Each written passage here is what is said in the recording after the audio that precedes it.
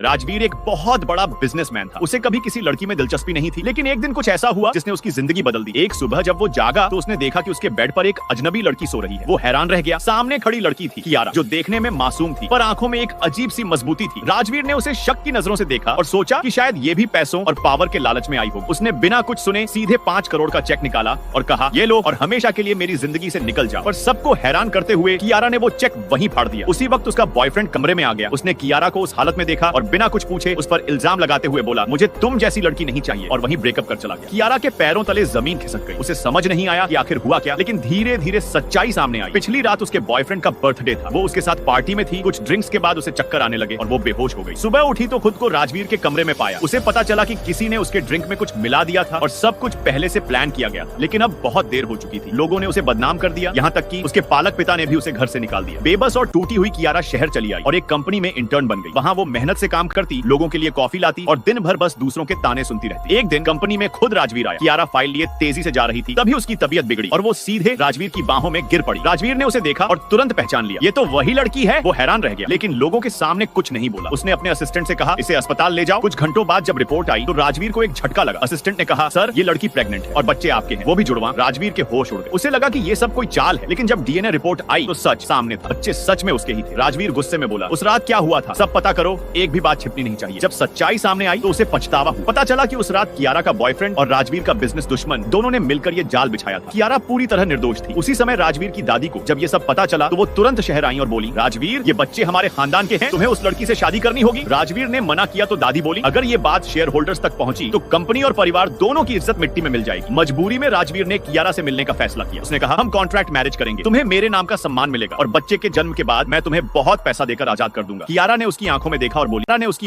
और बोली, मुझे तुम्हारे पैसों की जरूरत नहीं है, मैं अपने बच्चों को खुद पाल सकती हूँ। लेकिन माँ की बीमारी याद कर उसने भारी मन से हाँ कह दी। दादी बहुत खुश हुई और बोली, कल राजवीर खुद उसके घर रिश्ता लेकर जाएगा। कियारा बोली, मैं पहले घर जाकर सबको खुशखबरी दूंगी। पर जब वो घर पहुंची तो उसके पालक पिता ने उसका मजाक उड़ाया। बोला, इतनी बदनामी के बाद भी लौट आई। उसकी चचेरी बहन रिया ने कहा, देखो नकली गिफ्ट लेकर आई है, किसी गरीब आदमी से शादी करने वाली होगी। सबने उसे नीचा दिखाया। राजवीर का असिस्टेंट छिपकर ये सब सुन रहा था। उसने राजवीर को कॉल कर सब बताया। राजवीर को कियारा के लिए अफसोस हुआ और उसने कहा, कल मैं खुद उसके घर जाऊंगा। अगले दिन रिया के ससुराल वाले रिश्ता लेकर आए। कियारा का पिता उनके सामने झुक गया और बोला, कितना दहेज देंगे? उन्होंने कहा, 60 लाख। वो खुश हो गए। पर तभी रिया ने कियारा को धक्का दिया और उसकी बीमार माँ भी गिर पड़ी। पिता चिल्लाया, मैंने क्या पाप किया जो मुझे ऐसी बेटी मिली? तभी बाहर से कई लग्जरी गाड़ियां आकर रुकी। गांव वाले हैरान थे। सभी बोले, इतनी बड़ी बड़ी कारें, कौन आया है? तभी सबने देखा राजवीर खुद कार से उतरा और सबके सामने बोला, मैं राजवीर मेहरा कियारा से शादी करने आया हूँ। पूरा गांव सन्न रह गया।